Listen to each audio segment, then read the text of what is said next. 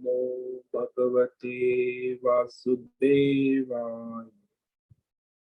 ओम नमो भगवते वासुदेवाय। ओम नमो भगवते वासुदेवाय। ओम नमो भगवते वासुदेवाय। ओम नमो भगवते वासुदेवाय। ओम नमो भगवते वासुदेवाय। ओम नमो भगवते वासुदेवाय। ओम नमो भगवते वासुदेवाय। ओम नमो भगवते वासुदेवाय। ओम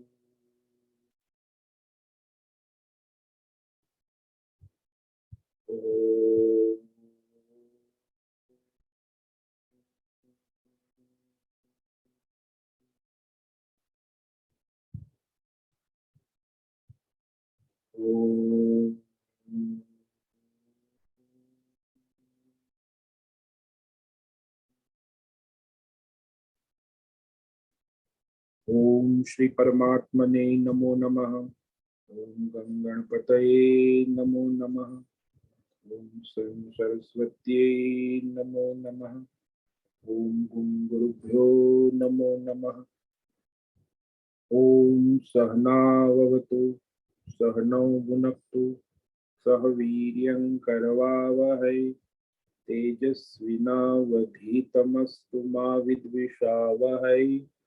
ओम शांति शांति शांति। सदाशिवसमारंभां शंकराचार्यमध्यमाम् अस्मदाचार्यपर्यन्तां वन्दे गुरुपरम्परा। वन्दे गुरुपरम्परा। ओम पार्थाय प्रतिबोधितां भगवतां नारायणेन स्वयं व्यासेन ग्रथितां पुराणं मध्ये महाभारत अद्वैतामृतवर्षिणीं भगवतीम् अष्टादशाध्यायिनीम् अम्ब त्वामनुसन्दधामि भगवद्गीते भवद्वेषि वसुदेवसुतं देवं कंसचाणूरमर्दनं देवकी परमानन्दं कृष्णं वन्दे जगद्गुरुं। नमस्ते परमं ब्रह्म सच्चिदानन्दरूपाय निर्गुणाय नमस्तुभ्यं ओंकाराय नमो नमः। सर्वे दुर्गाणि तरन्तु सर्वे भद्राणि पश्यन्तु सर्वे सद्बुद्धिमाप्नोतु सर्वे सर्वत्र नन्दतु। ओम तत्सत्। ओम ओम ओम। आप सभी ऑनलाइन नेटवर्क पर उपस्थित भगवत गीता श्रवण साधकों को आज प्रातः का अभिवादन अभिनंदन अभिवंदन।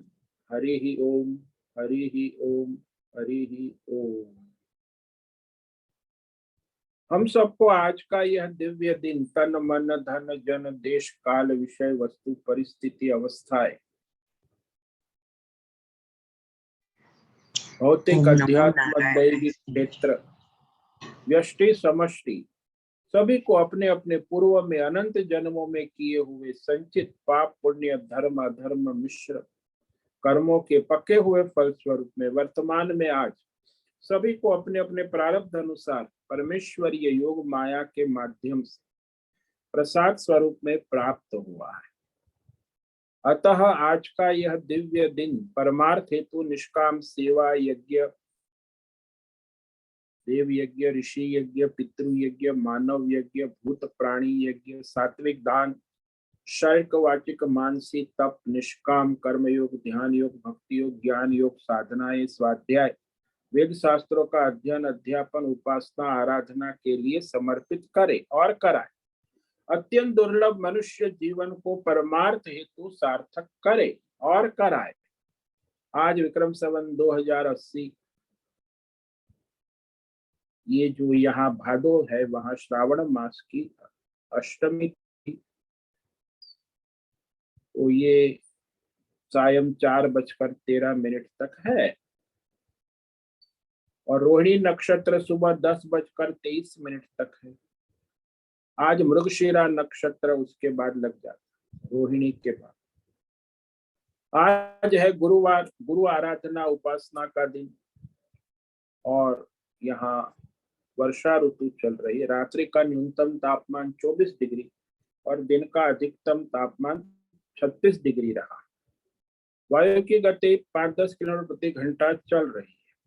ईस्वी सन 2023 7 सितंबर 2023 सुबह के 7 बजने वाले हैं। कलयुग का प्रथम चरण पद 248वां वर्ष 7वां वयोस्तवन श्वेत वराह कल्प पर ब्रह्मा जी का 26वां दिन और 51वां वर्ष अभी चल रहा है।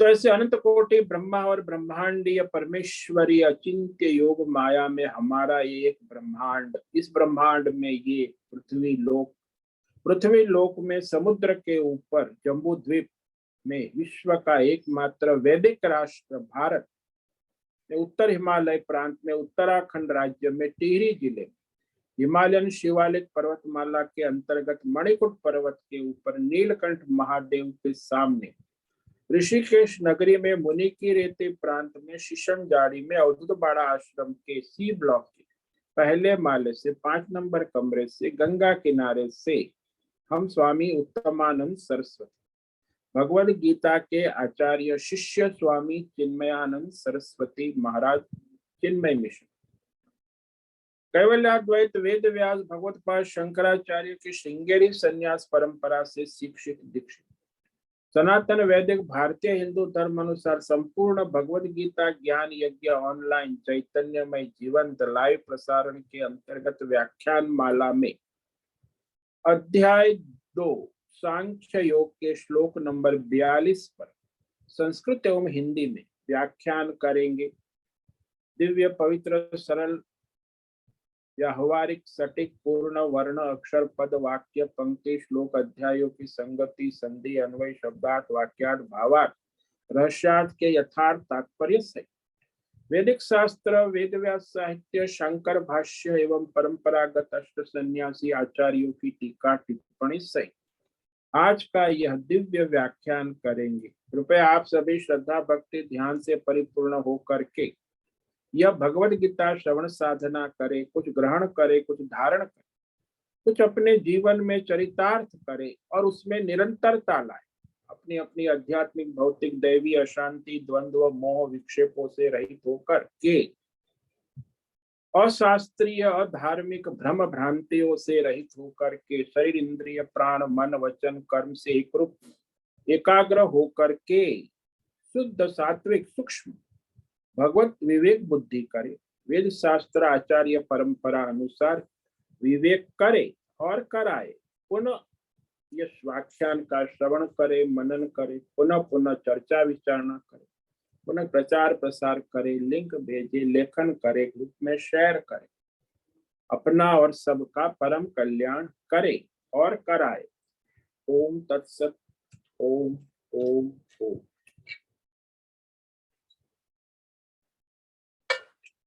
तो कल हमने श्रीमद् भगवद गीता अध्याय 2 सांख्य योग के श्लोक नंबर 41 पर व्याख्यान किया था, जिसमें भगवान 2 प्रकार की बुद्धि के विषय में कहा। एक निश्चयात्मिका बुद्धि होती है जिसे भगवान ने व्यवसायत्मिका कहा, और एक अनिश्चयात्मक बुद्धि अव्यवसायानी। तो ये जो निश्चयात्मक बुद्धि है वो सत बुद्धि और अनिश्चयात्मक बुद्धि है, संशयात्मक बुद्धि है, वह असत बुद्धि है। तो यहाँ भगवान ने स्पष्ट कर दिया कि जो मनुष्य निष्काम ईश्वरार्थ कर्म करने वाला है उसकी बुद्धि एक निश्चयात्मक होती है, परमार्थ विषय।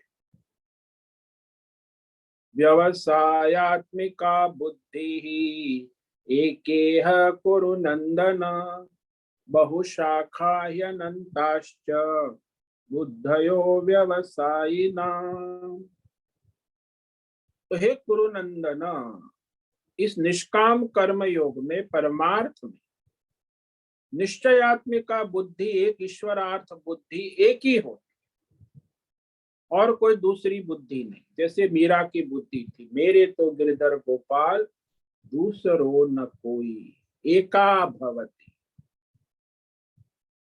और जो सकाम कर्म करने वाले मनुष्य है, जो अनिश्चयात्मक संशयात्मक बुद्धि वाले हैं, उनकी बुद्धि बहुत शाखाओं, भाई भौतिक अध्यात्म दैव अनेक शाखाओं वाली और अनंत विषयों की कामना वाली, अनंताः। तो वहां उसकी बुद्धि स्थिर नहीं, अचल स्थिर नहीं। तो ज्यादातर मनुष्य संसार में ऐसे ही होते जिसका मन तो चंचल है लेकिन बुद्धि भी दृढ़ नहीं है, संशयात्मक है, अनिश्चयात्मक बुद्धि बदलती रहती, स्थिर नहीं।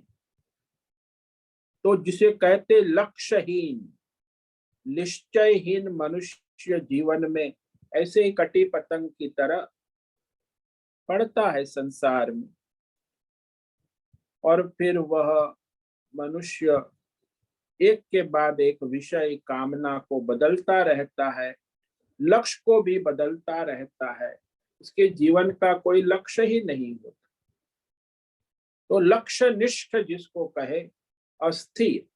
वैसे परमार्थ के विषय में तो एक ही लक्ष्य, लेकिन संसार में भी यदि जिसका लक्ष्य एक नहीं है तो वो भी भटकता रहता है संसार में। ज्यादातर मनुष्य जो निष्फल होते हैं जीवन में, चाहे भौतिक जीवन हो, अध्यात्म हो, दैव हो, परमार्थ, जिसकी बुद्धि अचल स्थिर निश्चयात्मिका है, वो आगे धीरे धीरे प्रगति कर लेता है। बाकी जो अस्थिर है, विवेक विचार विवेकहीन, तो ऐसे वह विषय बदलते रहते हैं, लक्ष्य बदलते रहते, इसीलिए वो बहिर्मुख होते हैं।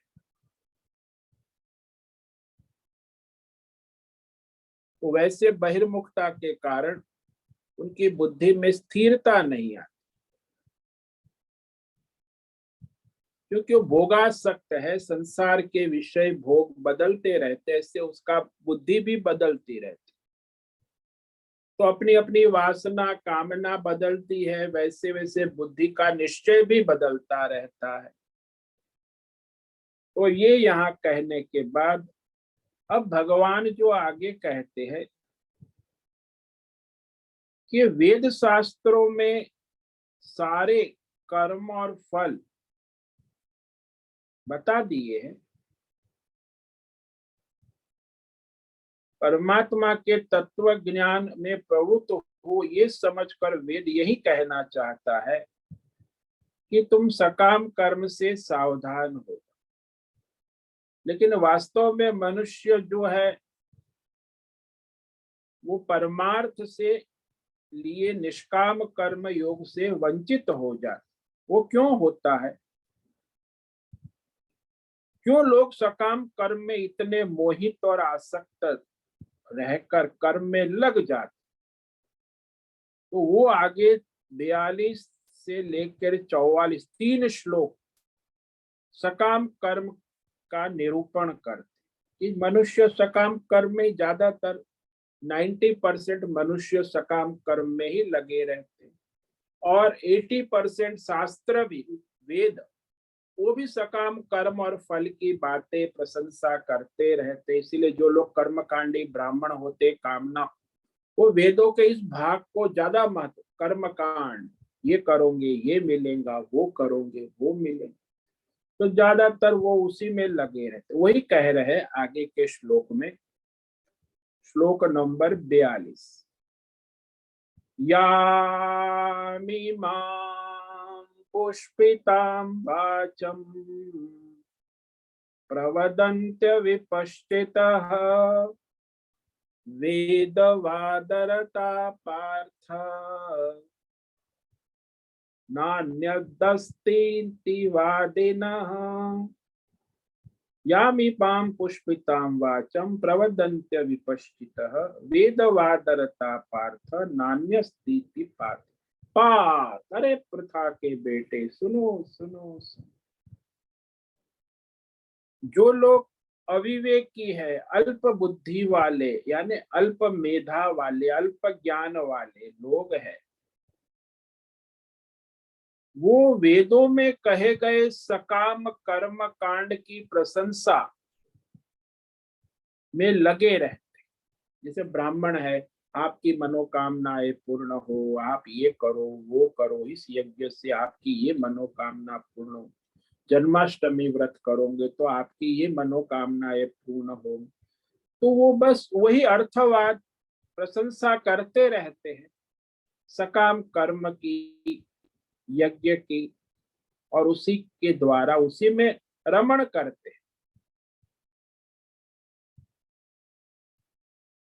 और कहते हैं कि इंद्रिय विषय भोग के कर्मों, सकाम कर्म से परे और कुछ दूसरा है ही नहीं। भाई, संसार की 10 इंद्रिया और उसके विषय भोग, और वो अपनी कामना, कर्म और फल, इससे परे और कुछ नहीं है। तो ऐसी कर्म कांड और कर्म और फल की प्रशंसा करते, मार्केटिंग करते, जैसे आजकल वो प्रोडक्ट मार्केटिंग, तो वे लोग भी कर्मकांडी ब्राह्मण है, उपासक, कर्म फल की प्रशंसा करते और बड़ी बोलते हैं। तो जो कहते हैं फूलों से लदे पेड़ की तरह, उनकी जो वो सकाम कर्म की, कर्म कांड की वाणी बड़ी सुंदर लगती है, आकर्षक लगती है, लेकिन वास्तविक परमार्थ से रहित है, वास्तविक तथ्य से परे है। बस उसी कर्म और फल और कर्म कांड।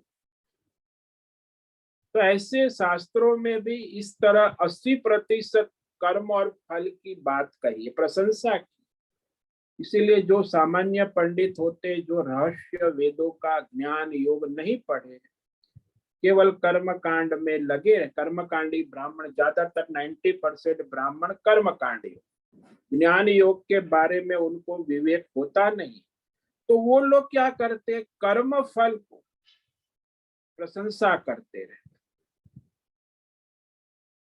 लेकिन ये कर्म फल तो ऐसा है एक प्रकार से जैसे फूलों की सजावट, गुलदस्ता है ना, वही भगवान कह रहे कि वह फूलों की सजावट है, गुलदस्ता है, और उसके माध्यम से प्रेरित होकर वह परमात्मा की तरफ प्रवृत्त हो।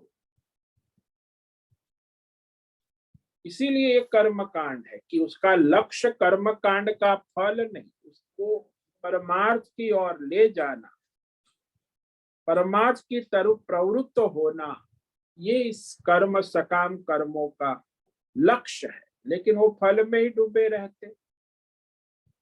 जैसे पेड़ में फूल हो तो पेड़ सुंदर लगता है, वृक्ष है, फूल लगे हुए, लदे हुए, बड़ा सुंदर दिखता है, शोभायमान हो। इसी प्रकार वेद शास्त्रों के रूपी वृक्ष में अनेक प्रकार के कर्म फल लगे हैं, यानी वेद शास्त्र भी फलों से शोभायमान हो जाता है, कर्म और फल। तो जो अच्छे से अच्छा पेड़ होता है ना, उसमें फूल और फल आते हैं तो लोग उसकी ओर आकर्षित होते।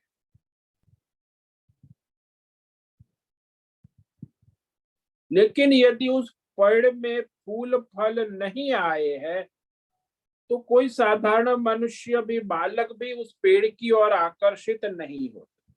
जिस पेड़ में फूल है, फल है, तो सभी प्राणी, पक्षी, मनुष्य सभी आकृष्ट हो जाते। लेकिन बिना फल फूल का कोई भी पेड़ होता है, उसमें कोई पक्षी, कोई प्राणी या मनुष्य आकर्षित नहीं होता, आकृष्ट नहीं होता। खासकर फूल और फल इसलिए है कि जैसे मक्खी, मधुमक्खी, भंवरे, तितली ये सारे आकर फूल को स्पर्श करते हैं, तब फूल फल के योग्य बनता है, फिर फल होता है। नहीं तो फूल फलित नहीं होगा। फूल पर यदि मधुमक्खी ना बैठी, कोई तितली आके ना बैठी, कोई भंवरा ना, तो वो फूल फलित नहीं होता। तो यहाँ संसार में भी ऐसा होता है कई बार। एक बार शिमला में सेवों के बगीचे में 1-2 साल तो खेती सेवों की अच्छी हुई।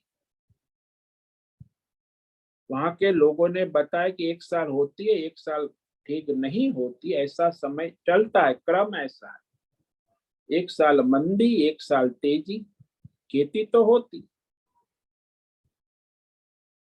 लेकिन एक बार ऐसा हुआ, 3 साल तक खेती हुई नहीं, खराब हो गई। सेव के बगीचे ऐसे ही उजड़ पड़ गए, कोई फल ही नहीं लगा। फूल तो था लेकिन फलित नहीं हुआ। तो खेतीबाड़ी के विशेषज्ञों को बुलाया गया, देखा गया, बताया कि क्या बात है। बोले आप लोगों ने जो ये बगीचे में कीटनाशक दवाइयों का प्रयोग किया है, उसके माध्यम से वो जो मधुमक्खी, तितली, भंवरे आदि समाप्त हो गए। तो मक्खियों को मार दिया है मधुमक्खियां, उसका फल वो पुष्प पर आती नहीं। वो बैठेंगे तब तो फलित होगा ना। फल होने के लिए, पुष्प से फल होने के लिए आवश्यक है कि मधुमक्खी एक फूल से दूसरे फूल जाकर बैठे, तभी पेड़ पर फल आते हैं। अब आप लोगों ने कीटनाशक से सारी मक्खियों का नाश कर दिया। अब फूल तो आते हैं लेकिन फल नहीं आते हैं। तो फिर उस बगीचे वाले ने क्या किया, उस साल बहुत सारी मक्खियों को आयात किया अपने बगीचे में। आसपास सभी भौरे और मक्खियों का झुंड आ गया। तो फिर उसी पेड़ में अगले साल तो फूल भी आए और फल भी आने लगे। तो वैसे मधुमक्खी फूलों से आकृष्ट होकर फल उत्पन्न करती है। इसी प्रकार मनुष्य वेद शास्त्रों के कर्म कांड, कर्म फल, तो फूलों वाली वाणी, वेद मंत्र, कर्मकांडी ब्राह्मणों के वेद मंत्र को सुनकर, देखकर, पढ़कर, वो वेद शास्त्र के उस मंत्र यानी फूलों वाली वाणी, वेद मंत्र को देखकर आकृष्ट हो जाते, इससे फल प्राप्ति के लिए कर्म करने लगते हैं। वेदों में कहा है ऐसा करेगा तो ये फल मिलेगा, ऐसा करेंगे तो वो फल मिलेगा। एक बार वेद शास्त्र में कर्म कांड में प्रवृत्त हो गया तो फिर वेद शास्त्र के अनुसार सकाम कर्म से फल प्राप्त करने लगेगा, तो धीरे धीरे परमार्थ की ओर भी जा सकता है। सकाम से निष्काम, यदि निष्काम योग पढ़ेगा, जानेगा,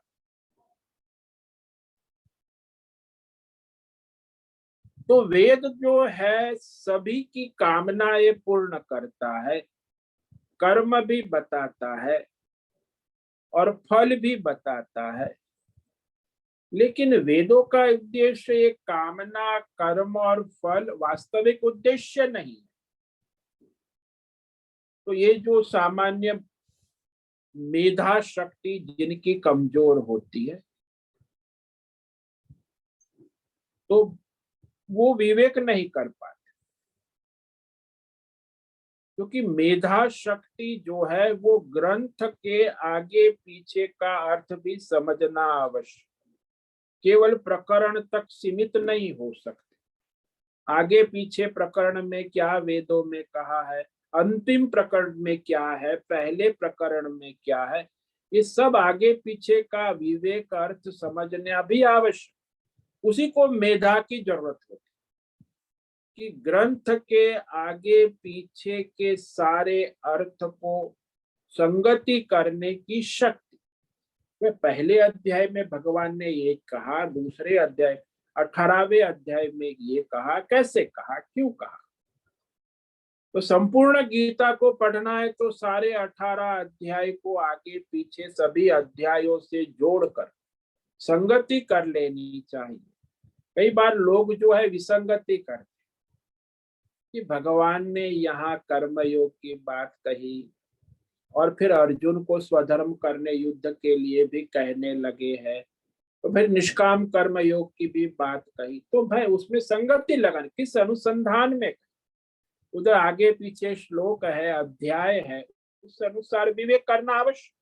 लेकिन ज्यादातर लोग कोई एक पंक्ति लेकर खिचड़ी पकाने लगे, आगे पीछे का संगति नहीं करते, इसलिए वो भ्रमित हो जाते। मेधा वो होती है जो संगति कर पाए, प्रत्येक श्लोक, प्रत्येक अध्याय और पूरे ग्रंथ का धारण हो तो आगे पीछे की कनेक्टिविटी करेगा।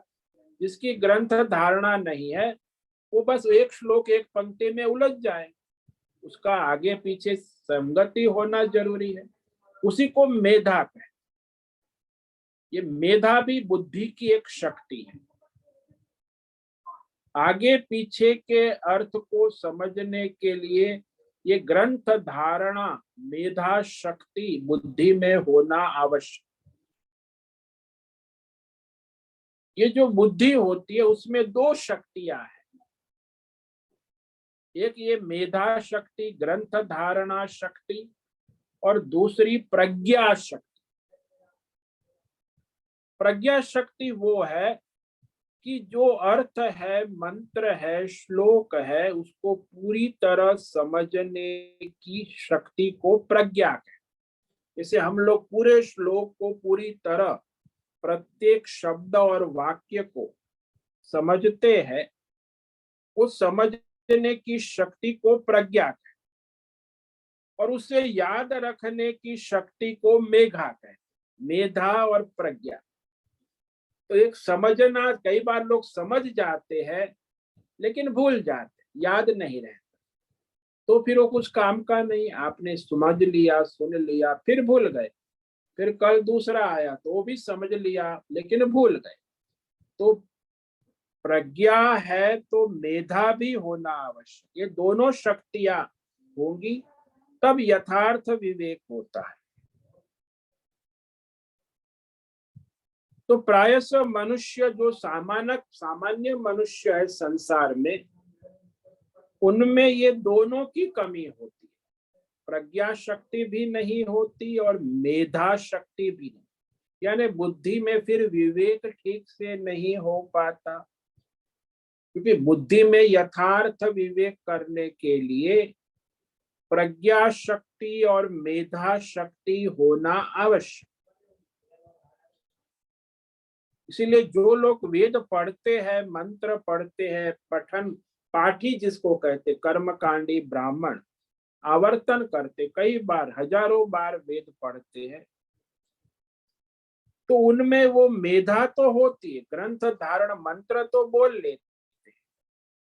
लेकिन उस ब्राह्मण को पूछो कि आपने जो मंत्र कहा है उस मंत्र का अर्थ क्या होता है, उसका रहस्य क्या है, उसे समझाने की शक्ति उसमें नहीं है। ज्यादातर ब्राह्मण, 90% ब्राह्मण आज भी मंत्र बोलते हैं वेदों के, लेकिन उनसे पूछो कि इस मंत्र में क्या अर्थ होता है, वो समझाने की शक्ति उनकी बुद्धि में नहीं है, तो प्रज्ञा नहीं है। इसलिए वास्तव में वेद क्या कहना चाहता है, वेद मंत्र हमें क्या उपदेश देता है, इसको वे ठीक से नहीं समझ पाते। तो कई ब्राह्मण केवल मंत्र बोलते हैं, पाठ करते, कर्म फल की प्रशंसा करते, लेकिन भाई उसका विवेक करना आवश्यक है। तो समझ आने की शक्ति वो सब में नहीं होती। कई लोग केवल पाठ ही कर लेते हैं, इसलिए वे लोग इस सकाम कर्मों की बात करते रहते हैं, लेकिन इसके द्वारा अंतिम फल परमार्थ है, निष्काम योग है, वो फल की उसकी निष्काम योग की बात नहीं करते। तो ये फूल की बात, फूल दिखते हैं, फूल दिखाते हैं यानी पेड़, लेकिन फल नहीं दिखाते, परमार्थ जो है। इसलिए सकाम कर्म जो है वो कर्म में लगे रहते हैं। तो ये ज्यादातर हमारे वेद के पाठी ब्राह्मण समाज जो है वह वेद के कर्म कांड में तो बड़े व्यस्त रहते हैं, फल भी चाहने वाले होते, स्वर्ग की भी बात करते हैं, लेकिन वेदों का जो असली सिद्धांत है परमार्थ, निष्काम कर्म योग, न वो करते हैं न किसी को बता पाते हैं। जानते ही नहीं तो कहां से बताए, और बताएं जानेंगे तो करेंगे ना। इसलिए ज्यादातर ये वेद वाले जो ब्राह्मण है वो कर्मकांडी सकाम कर्म करने वाले होते। तो वहां उन्हें शब्दार्थ का बोध है, लेकिन लक्ष्यार्थ क्या है मंत्रों का, परमार्थ है, उससे वो वंचित हो जाते, तो लक्ष्यार्थ को नहीं बता पाते। वेद क्या कहना चाहता है, वेद शास्त्र मंत्रों का अंतिम लक्ष्य क्या है, भाई कर्म कांड सकाम कर्म क्यों कह रहा है, फिर उपासना बता रहे हैं, सकाम और निष्काम का विवेक करा रहे हैं, तो सकाम क्यों कह रहे हैं, निष्काम क्यों, तो सकाम से निष्काम की ओर जाने के लिए प्रेरित कर। तो वेद शास्त्र क्या कहना चाहता है इसे नहीं समझ पाते, क्योंकि वो फल में डूबे हुए हैं, कामना कर्म और फल उसी में लगे रहते, जन्म जन्मांतर, मरने के बाद भी वो स्वर्ग चाहते हैं लेकिन परमार्थ नहीं चाहते। उसी को परमार्थ का, यही परमात्मा है। यहाँ फल भोगो, मरने के बाद स्वर्ग जाओ, स्वर्ग की प्राप्ति ही परमात्मा की प्राप्ति है ना, उसी को परमात्मा बना, फल को ही परमात्मा बना, इसीलिए वो उसी में लगे रहे। तो ऐसे समझ लो, कोई ही ऐसा ब्राह्मण मिलेगा जिसने कम से कम गायत्री मंत्र ना सीखा, उपनयन संस्कार होने के बाद गायत्री लेकर ही ब्राह्मण बनता है। जिसने उपनयन संस्कार नहीं किए उसे वो करना, फिर वो गायत्री उपासना का अधिकारी है। तो जब वो गायत्री उपनयन संस्कार करेगा तब वो ब्राह्मण बनेगा, यानी गायत्री मंत्र करने का अधिकार। पहले वो ब्राह्मण कहा जाता है लेकिन वो वास्तव में ब्राह्मण नहीं, अभी वो संस्कारित दीक्षित नहीं है। इसीलिए जो ब्राह्मण जनेऊ वाला होता है ना वो कर्म कांड कर सकता है, जो जनेऊ वाला नहीं है वो कर्म कांड नहीं कर सकता। जनेऊ वाले को दक्षिणा भी मिलती है, भेंट पूजा भी, जो जनेऊ वाला नहीं है उसे दक्षिणा और भेंट पूजा भी नहीं मिलती, क्योंकि वो संस्कारित नहीं है। तो गायत्री में कहा है कि तत्सवितुर्वरेण्यम भर्गो देवस्य धीमहि। अब ये मंत्र तो सभी लोग करते हैं, जब करते हैं, लेकिन वो कैसे करते हैं, ओम तत्सवितुर्वरेण्यम भर्गो देवस्य धीमहि स्वाहा, ओम भूर्भुवस्सुः। आपने देखा हो ब्राह्मण कर्मकांडी आपके यज्ञ हवन पूजा करने, तो एक तो उसकी वाणी शुद्धि नहीं होती, दूसरी विचार कर्म शुद्धि नहीं होती, क्रम शुद्धि नहीं होती, चौथी उन्हें उसका अर्थ पूछो तो अर्थ भी नहीं बता पाएंगे। अरे भाई किसका वर्ण करना है, वरेण्यम, बोले परमात्मा ही वर्ण करने योग्य है। हमारे सारे पाप पुण्यों के बंधन से मुक्त करने वाला परमात्मा है। इसलिए परमात्मा के सिवाय मेरी बुद्धि किसी में ना लगे, ये गायत्री मंत्र कहता है कि मेरी बुद्धि सारी केवल परमात्मा में लगे, वरेण्यम, और किसी में ना लगे। तो ये जो मनुष्य उस मंत्र को बोलते हैं, लेकिन वो मंत्र का शब्दार्थ भी आजकल ऑनलाइन भी इंटरनेट मीडिया बहुत चलता है, लेकिन वास्तविक उसका लक्ष्यार्थ क्या है? देखो, शब्दार्थ तो मिल जाता है, लेकिन जो लक्ष्यार्थ है वो बहुत कम आचार्य बता पाते। इसीलिए वो वर्ण क्या करना है, जिस प्रकार से आप संसार में देखते हो कि कन्या होती है और वह विवाह के योग्य है, तो जिसने विवाह के लिए वर का वरण कर लिया उसकी सगाई हो।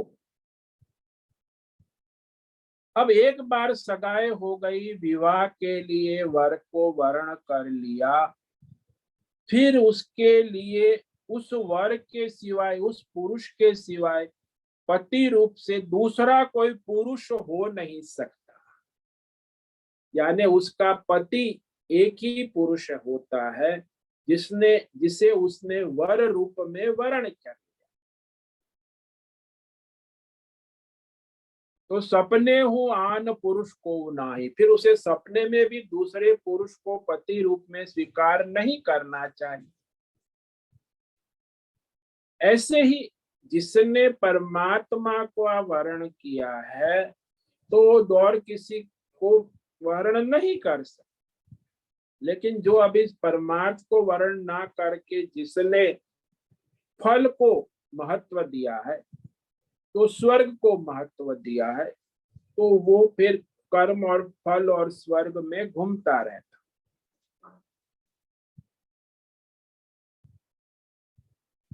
तो ये जो कर्मकांडी ब्राह्मण है, पंडित लोग है, मंत्र तो अच्छा बोलते, सकाम कर्म करने वाले लोग ज्यादातर सनातन धर्म में 95% सकाम कर्मकांडी होते।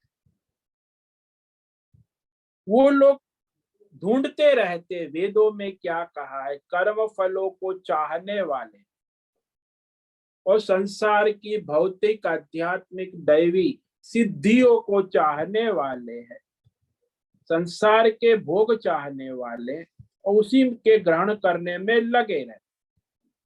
उनको लगता है मनुष्य जीवन का उद्देश्य ये संसार भोग है और कोई उद्देश्य नहीं रहता।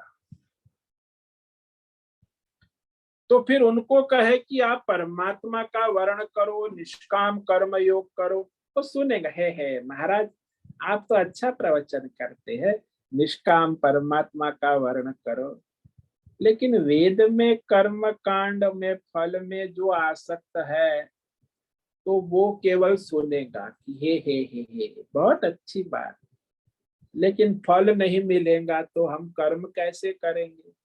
हमें तो फल चाहिए, तभी तो हम कर्म करेंगे। तो वो सोचते हैं कि फल के अतिरिक्त कोई परमात्मा तत्व नहीं है, फल ही परमात्मा है, ऐसी उनकी बुद्धि हो जाती। तो परमात्मा तत्व का कोई विवेक नहीं है, यही कर्म फल ही संसार, यही सब कुछ है। इसलिए फिर उनकी कामना क्या होती है? परिवार चाहिए, पुत्र चाहिए, पैसा चाहिए, प्रतिष्ठा चाहिए, यश चाहिए, कीर्ति चाहिए, बस इतना ही उसकी संसार है। फिर मरने के बाद स्वर्ग चाहिए, तो जीते जी ये तीन चाहिए, मरने के बाद स्वर्ग चाहिए, बस और कुछ नहीं चाहिए। तो ऐसे सकाम कर्म करने वाले जो है वो परमार्थ विषय को जानते भी नहीं, मानते भी नहीं, स्वीकार भी नहीं। इसको अविवेकी कहा है कि सकाम कर्म कांडी मनुष्य कामना में ही डूबा रहे, तो उसमें विवेक आदि साधन न होने के कारण वह तत्व ज्ञान का निश्चय नहीं प्राप्त कर पाते।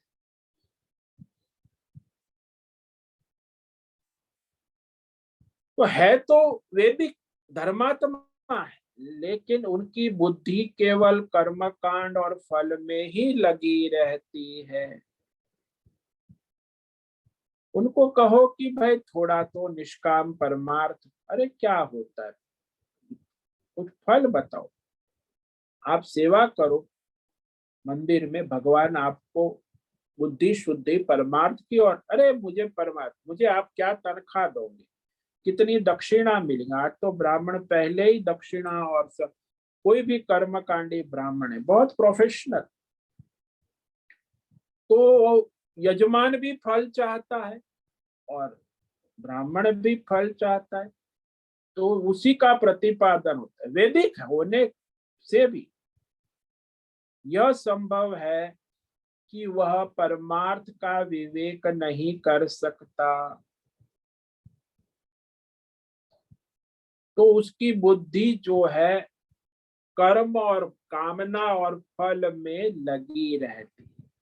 जो पीछे कहा ना पिछले श्लोक में, वही कि वो सकाम कर्म करने वाले की बुद्धि जो निरंतर बहुत सारे कर्म और फल में अनंत विषयों में लगी रहती, वो कर्म भी करते बहुत है और फल भी मिलता है उनको, बहुत सारे फल भी प्राप्त करते, लेकिन कर्म भी नश्वर है, फल भी नश्वर, यानी वो परमार्थ से वंचित रहते। तो ये सकाम कर्म करने वाले अविवेकी लोग ऐसा ही प्रतिपादन क्यों करते कर्म और फल का। वेद ने बताए गए कर्म और उसके फलों की प्राप्ति के अतिरिक्त कोई परमात्मा तत्व नहीं है, ऐसा क्यों समझते हैं। इसका कारण भगवान अगले श्लोक में बताते हैं कि वे लोग लौकिक कामना वाले हैं, सकाम है, इसीलिए उस कामना की पूर्ति और फल को ही परमात्मा स्वीकार कर लेते हैं। इसका कारण ये स्पष्ट आगे श्लोक में, इस श्लोक को आज पढ़ेंगे, कि इसी कामना के कारण वो परमार्थ से वंचित हो जाते और कामना से कर्म करते और कर्म से फल को प्राप्त भी करते हैं और उसी में लगे रहते। श्लोक नंबर 43, कामात्मान स्वर्ग परा जन्म कर्म फल प्रदान क्रिया विशेष बहुलाम भोगैश्वर्य पतिम गते। तो जो सकाम कामना वाले, क्या कामना है, भौतिक अध्यात्म दैव, परिवार चाहिए, पुत्र चाहिए, पैसा चाहिए, यश कीर्ति प्रतिष्ठान चाहिए, बस इतनी कामना परायण हो, और मरने के बाद स्वर्ग चाहिए, स्वर्ग परायण। जन्म मरण कर्म फल में लगे रहते, तो जन्म भी होता है, मरण होता है, कर्म फल भी भोगते, फिर पुनर्जन्म होता है। तो चाहिए क्या, इंद्रिय भोग और ऐश्वर्य, यश और कीर्ति। तो भोग और ऐश्वर्य यश कीर्ति की प्राप्ति के प्रति बहुत ही कर्म कांड कर्म सावधानी से करते और उसका फल भी प्राप्त करते हैं, लेकिन उनका वो कर्म कर्म कांड यज्ञ याग तप साधना फल की प्राप्ति वो अपने कर्मों से प्रकट भी हो जाती, उसी में लगे रहे, मैंने ये किया मुझे ये फल मिला। तुम भी ऐसा दूसरों को भी कहेंगे, अपने परिवार वाले, भाई तुम भी ये करो तुम्हें भी फल मिलेगा, कर्म करो, कामना करो, तुम्हारी जो कामना है उस अनुसार कर्म करो, और वो कर्म के लिए जो मंत्र दिए हैं वेदों में शास्त्रों में उस अनुसार यज्ञ अवश्य पूजा अनुष्ठान करो और अपने फल को प्राप्त करो। बस यही है पूरा। तो ये कामात्मना, कामना ही उनका स्वरूप है। जीवन जो है सकाम कहा ना वो मनुष्य, इसीलिए वो परमार्थ की और उसकी बुद्धि जाती ही नहीं। तो इस पर हम कल विचार करेंगे कि ये कामात्मना, काम ही उसका स्वरूप क्यों है। वो जीवात्मा कामना में ही लगा रहता है और कामना उसे कर्म में लगाती है और कर्म उसे फिर फल देती है, सुख दुख। तो इस प्रकार वो जीवात्मा जन्म मरण के चक्कर में घूमता रहे। तो आज हमने जो मंत्र पे विचार किया श्लोक पर, इसमें भगवान ने स्पष्ट कह दिया कि ये सकाम कर्म करने वाले जो है वह कर्म में लगे ही रहते। क्यों लगते? उसको आकर्षण है ना, फल का आकर्षण। तो भगवान ने दृष्टांत भी बढ़िया दिया इस श्लोक में, श्लोक नंबर 42 में। यामिमां पुष्पितां वाचम प्रवदन्त्य विपश्चितः वेदवादरता पार्थ नान्यदस्तीति वादिनः। हे पार्थ, जिनकी मेधा और प्रज्ञा शक्ति कमजोर है, ऐसे लोग जो है शास्त्र तो पढ़ते हैं, लेकिन वो सकाम कर्म करने वाले कर्म कांडी उस कामना और कर्म और फल में रमण करते रहते हैं। एक एक बात कामना उत्पन्न होती रहती है, कर्म करते रहते, फल प्राप्त कर, फिर कामना कर्म, उसी में रमण करते, खेलते रहते, कामना कर्म और फल। कहते हैं कि इंद्रिय विषय भोग और ऐश्वर्य से परे कुछ नहीं है संसार में।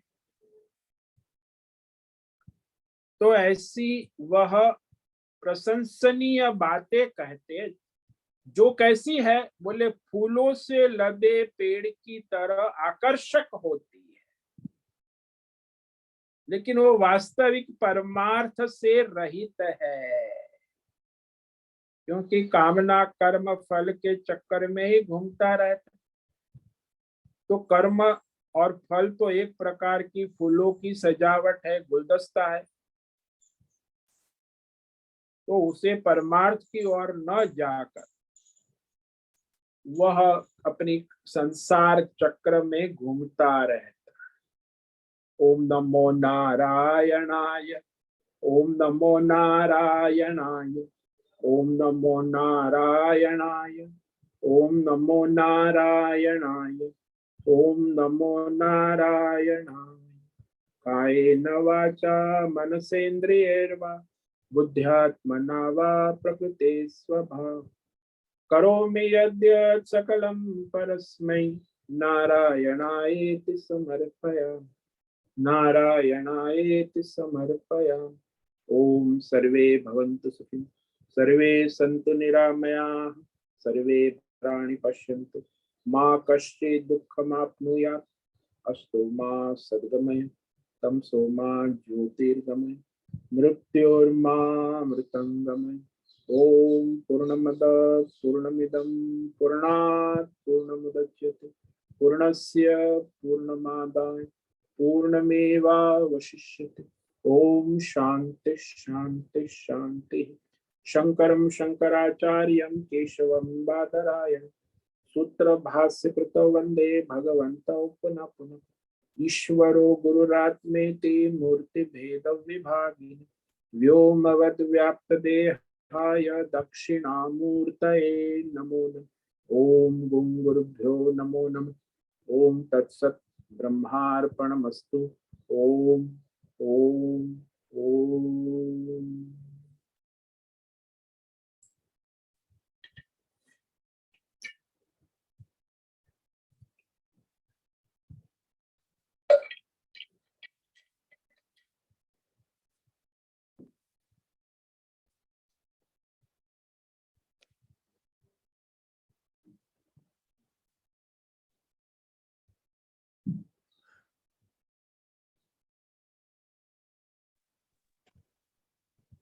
हरिओम। हरिओम। बोलो।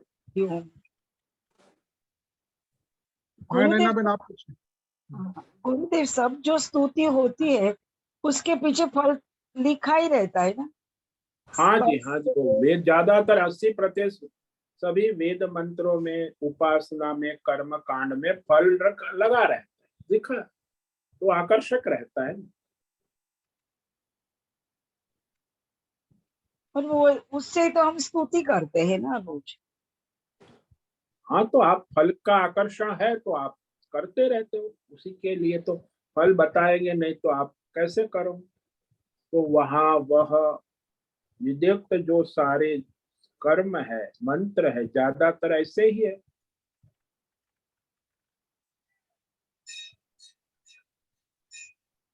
मंत्रों में भी होता है कि 1 लाख करोगे तो कितना प्राप्त होता है ऐसे। हाँ, तो सकाम हो गया। अभी सकाम करोगे तो फल प्राप्त होगा, निष्काम करोगे तो बुद्धि शुद्ध होकर ज्ञान प्राप्त होगा। इसीलिए निष्काम जिसका लक्ष्य परमार्थ होता है वही निष्काम कर सकता है। जिसका लक्ष्य कामना है तो सकाम वाला है, वो तो करेगा उपासना कर्म, फल के लिए करेगा ना। तो ऐसा ये 90% कहो क्या, 80%। नमो नमः। हाँ जी।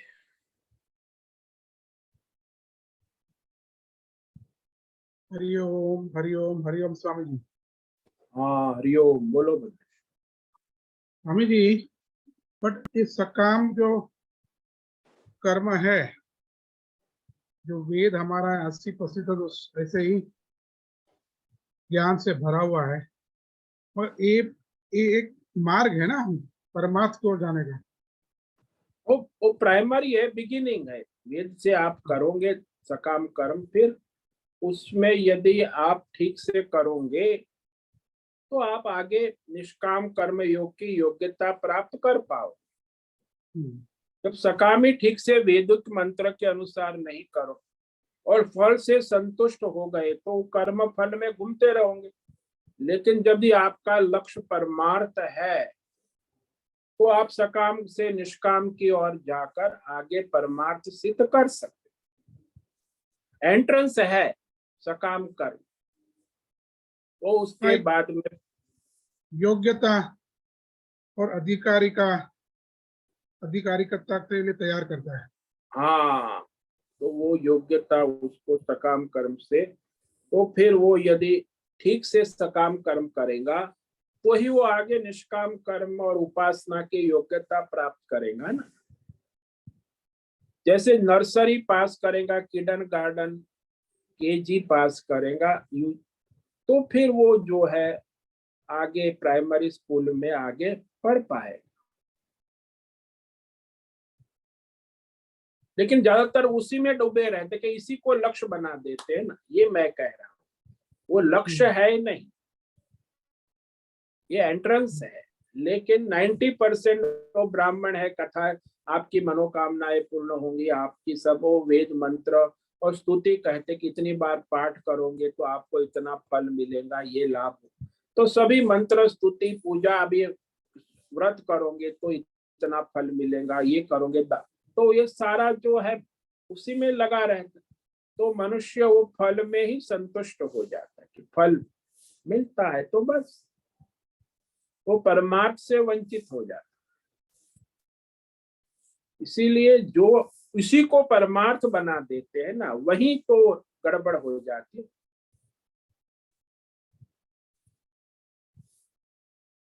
जो लक्ष्य नहीं है उसे लक्ष्य बना देते हैं। लक्ष्य परमार्थ है। अब कर्म कांड करोगे, निष्काम कर्म योग करोगे, उपासना करोगे, ज्ञान प्राप्त करोगे, परमार्थ तक जाओगे। तो फिर आगे उसकी कोई संभावना ही नहीं रहती। इसलिए ज्यादातर ऐसा ही प्रचार होता है ना ये संसार में, भाई कर्म करो फल प्राप्त करो और फिर मरने के बाद स्वर्ग में जाओ। स्वर्गवासी सब लिखते हैं ना, स्वर्गवासी हो गए, स्वर्गवास। और कुछ सभी वही चाहते, वही परमार्थ चाहने वाले कितने। तो उसके परिवार वाले भी भाई स्वर्गवासी हो गए लिखते हैं। कि श्रीमान श्रीमती का देहांत हो गया, आज स्वर्गवासी हो गए, अब ये मनुष्य लोक छोड़ दिया, तो बस स्वर्ग में गए, फिर वापस आएंगे, पुण्य क्षय होगा, पाप क्षय होगा, फिर वही कर्म कांड फल, कामना कर्म फल भोगेंगे, फिर जाएंगे, फिर आएंगे। तो परमात्मा स्वरूप को प्राप्त हो गए ऐसा तो नहीं कहते, वो तो सन्यासी को कहते कि वो ब्रह्मलीन हो गए, भगवान को प्राप्त हो, बाकी सब स्वर्ग की बात ही करेंगे। तो जो यजमान है, जो ब्राह्मण है, वो सब इसी को लक्ष्य बना दिया। यहाँ आपको फल मिलेगा, आपकी मनोकामनाएं पूर्ण होंगी और मरने के बाद आपको स्वर्ग मिलेगा, बस यही परमार्थ हो गया, बस इसी को परमार्थ कर दिया। क्योंकि वो कामना वाले है ना, तो परमार्थ लक्ष्य वंचित हो जाते। तो इस लोक में इंद्रिय भोग चाहिए और परलोक स्वर्ग लोक में भी भोग चाहिए, उसी को भोगों में तन्मय रह हो गए ना। भोग काम्य बुद्धि जिसको कहे, सकाम कामना वाले करेंगे बड़ी निष्ठा से, यज्ञ करेंगे, धर्म करेंगे, दान करेंगे, तप करेंगे, तो उन्हीं मन कामनाएं पूर्ण भी हो। वेद में कहे उस अनुसार यज्ञ करे, पूजा करे, कर्म करे, तो उसकी मनोकामनाएं होती भी है। सब देखो इतनी लाइन लगती है, लोग मंदिर में जाते, मन्नत मानते हैं, कहते और मन्नत पूरी भी होती, बस वही उनका लक्ष्य है। तो दिखने में तो सुंदर लगती है, परंतु परमार्थ तथ्य से, तर्क से रहित है। इसीलिए ये जो अल्प मेधा वाले और जो प्रज्ञा बुद्धि जिसकी समझ शास्त्र की, वेदों की अधूरी है, ये अधूरी समझ की बात है, ग्रंथ को भी अधूरा विवेक करने की बात है। तो वो तो अल्प मेधा और अल्प प्रज्ञा के कारण बस इसी में स्वीकार कर लेते। जो ग्रंथ धारण शक्ति भी नहीं है, ग्रंथ की आगे पीछे भगवान क्या कहना, उसका भी कोई विवेक। भगवान ने गीता में कहा है, ऐसा कह भी देते, अरे भाई भगवान ने कहा तो उस पंक्ति के आगे पीछे कितने श्लोक है, सारे भगवान ने किस संदर्भ में कहा, उसकी संगति लगा के देखो ना, तो अविवेक हो जाता है। कामना वाला अपनी कामना को ही ढूंढता है, अपने अनुकूल। इसलिए जो गीता पे जो लोग व्याख्यान करते, सब अपनी अपनी कामना वासना के अनुकूल व्याख्यान कर ले, परमार्थ की ओर ले जाने के। आजकल तो मॉडर्न जमाने में गीता की व्याख्या सब कॉर्पोरेट और मोटिवेशन स्पीकर और सब गीता की व्याख्या अपने प्रोफेशनल मैनेजमेंट, दिस दैट, बहुत बकवास, बहुत चल। कामना वाले है तो उसका अर्थ भी ऐसा ही कर लेंगे, तो परमार्थ तो उनका लक्ष्य है ही नहीं। तो वे ऐसी ऐसी बातें बोलते हैं जो फूलों से लदे पेड़ की तरह आकर्षक सुंदर लगती है, कि हाँ गीता में भी मैनेजमेंट है, ये फायदा होगा, वो गीता पढ़ने से ये फायदा। अरे गीता तो भगवान निष्काम कर्म की बात कर, लेकिन वो तो बस इसी प्रशंसा वाले वाक्यों को पकड़ लेंगे और कहते हैं कि ये इंद्रिय भोग और ऐश्वर्य उससे परे कुछ नहीं, और कहते देखो मैंने ये सिद्धि हासिल की, मेरे पास कुछ नहीं था, आज मेरे पास प्राइवेट जेट है, मेरा फ्लैट है, मेरा मैट है, मेरा ये है, ये मेरी भौतिक सिद्धि मैंने बस इसी से प्राप्त कर।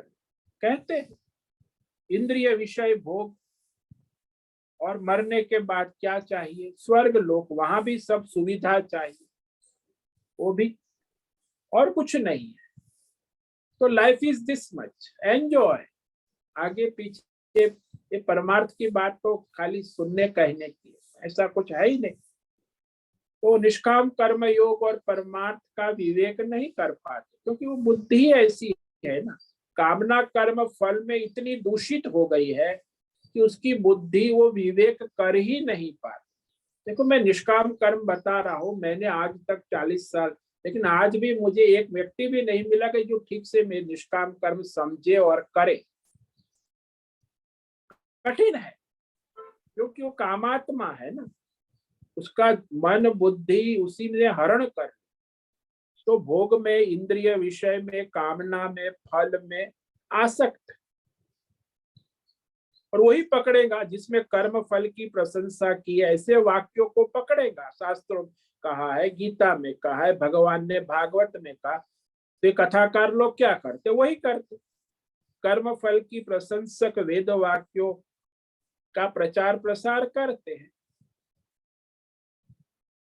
तो भोग से बढ़कर, ऐश्वर्य से बढ़कर और कोई सुख नहीं है, तो यही सुख मान लेते हैं ना,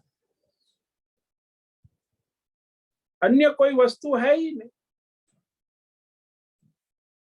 तो भी ऐसी बुद्धि कंक्लूड हो गई तो आगे तो बात संभावना ही नहीं, संकल्प उनका ऐसा ही है। समझ में आया? हाँ स्वामी जी, तो बुद्धि वहाँ फल तक ही सीमित हो जाती है। हाँ, 90% क्या 95% लोगों की, तो उनकी बुद्धि में वो विवेक ही नहीं हो पाता कि भगवान ने केवल फल के लिए मंत्र, उपासना, वेद नहीं कहा है, वो आगे जो है परमार्थ उसका लक्ष्य है, लेकिन उसी में लिप्त हो जाते जन्म जन्मांतर।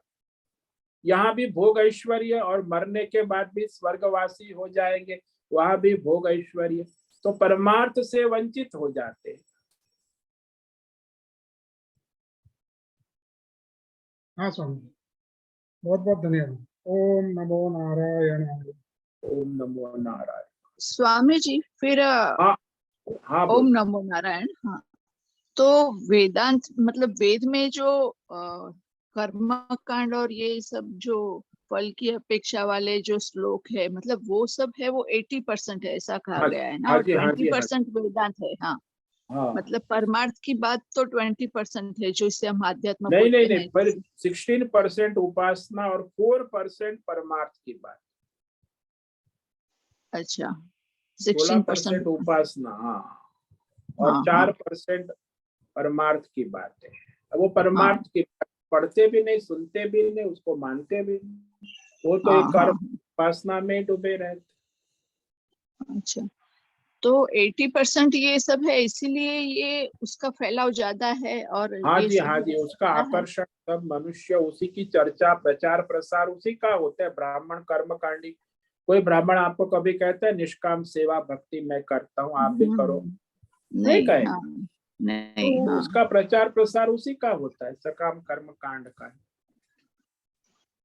तो मतलब बना ही ऐसा है, इसीलिए ये ऐसा हो रहा है, ऐसा हुआ ना। हाँ, 80% ऐसा इसलिए, इसमें जिसकी प्रज्ञा, मेधा, बुद्धि जागृत हो, विवेक, कुछ पुण्य उदय हो, ईश्वर का अनुग्रह हो, तो वो विवेक करेगा।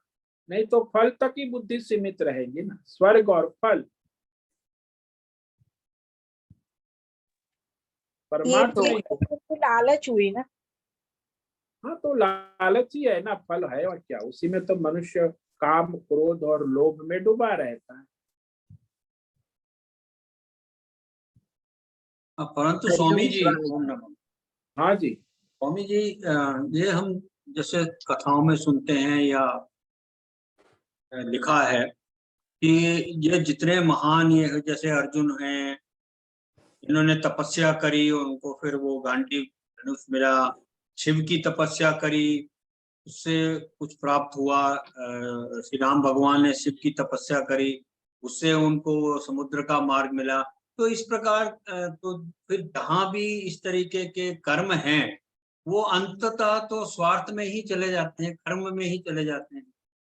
तो वो परमार्थ हेतु जो है उसका कोई जैसे नहीं, कैसे वहां वो। वो करने के बाद यदि उसने वेद शास्त्रों के अनुसार सकाम कर्म किए हैं, जी, तो फिर वहां निष्काम कर्म योग की संभावना है।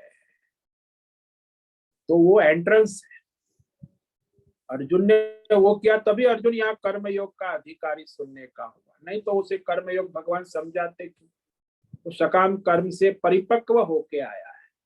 तो उसमें ये विवेक हो सकता है। जी इसलिए वो भी एंट्रेंस है, वो एंट्रेंस तो पास करेगा तब वो आगे बढ़ेगा ना। इसलिए भगवान ने उसको भी वहां दिया है, लेकिन उसी में डूबे रहेंगे तो ये फिर गए ना। आप नर्सरी में ही पढ़ते रहेंगे 1 2 3, तो फिर आप आगे नहीं बढ़ पाते। तो ज्यादातर लोग अपने फल में ही सीमित हो जाते हैं, तो परमार्थ से वंचित हो जाते हैं। तो फल लक्ष्य नहीं है, परमार्थ लक्ष्य। परमात्मा लक्ष्य क्या है? हाँ, ओम नमो नारायण स्वामी जी। हाँ बोलो। स्वामी जी, अगर ये उपासना और जो सकाम कर्म है वो अच्छे से करेंगे तो वो हाँ। अपने आप फिर वो परमार्थ के मार्ग पे हम लोग आगे बढ़ सकते हैं ना। हाँ, योग्यता आती है, नहीं तो नहीं आएंगी। तो ये कल जब भी आपने बताया कि दृढ़ निश्चयात्मिका बुद्धि होनी चाहिए, हाँ तो ये भगवान की हम लोग जो अलग अलग देवी देवताओं की उपासना करते हैं, अभी जन्माष्टमी है तो कृष्ण की उपासना करते हैं, अभी गणपति आएंगे, तो ये अलग अलग देवी देवताओं की उपासना करना सही है कि एक ही देवताओं को पकड़ के फिर उसी की हम लोग साधना निरंतर करते रहें? ये सभी देवता परमात्मा का स्वरूप है, ऐसे विवेक करना चाहिए ना। आपका लक्ष्य परमात्मा है। गणेश भी परमात्मा का स्वरूप है, कृष्ण भी परमात्मा, शिव जी परमात्मा। वो जड़ता नहीं हो कि हम केवल कृष्ण को ही परमात्मा मानते, दूसरे को नहीं मानते। ये आजकल या ये वैष्णव पंथ में जड़ता आ गई। ऐसा नहीं होना चाहिए। वो परमात्मा है, परमात्मा रूप से किसी की भी आराधना करो, आपकी परमार्थ बुद्धि होनी चाहिए। हाँ, तो ये सब करने से ऐसे चंचल या बुद्धि नहीं हो जाती है ना? नहीं, वो आप भेद करने से होंगी, लेकिन परमार्थ बुद्धि से करोगे तो चंचल नहीं होगा। परमात्मा बुद्धि से करो, लेकिन आप भेद बुद्धि से करोगे तो चंचल होगा, राग द्वेष होगा। मतलब जो निमित्त जो आते हैं उसी तरह से हमें उपासना और हाँ। भक्ति करनी चाहिए, वो परमार्थ बुद्धि से करनी चाहिए, परमार्थ बुद्धि से। भेद बुद्धि से। बहुत बहुत धन्यवाद। ओम नमो नारायण स्वामी जी। ओम नमो नारायण। ठीक है, आज का समय पूरा हो गया है। सभी साधकों को आज का ओम नमो नारायणाय, सबको ओम नमो नारायण। ओम सभी नमो साधकों नारायण को स्वामी जी। नारायण नमो नारायण। ओम नमो मुझसे नारायण। निवेदन है आज का ओम सत्संग नमो नारायण स्वामी जी। ओम नमो स्वामी जी, आज का यह दिव्य सत्संग हम यही पूर्ण करते हैं। सभी साधकों को ओम नमो नारायणाय। सभी साधकों को ओम नमो नारायणाय।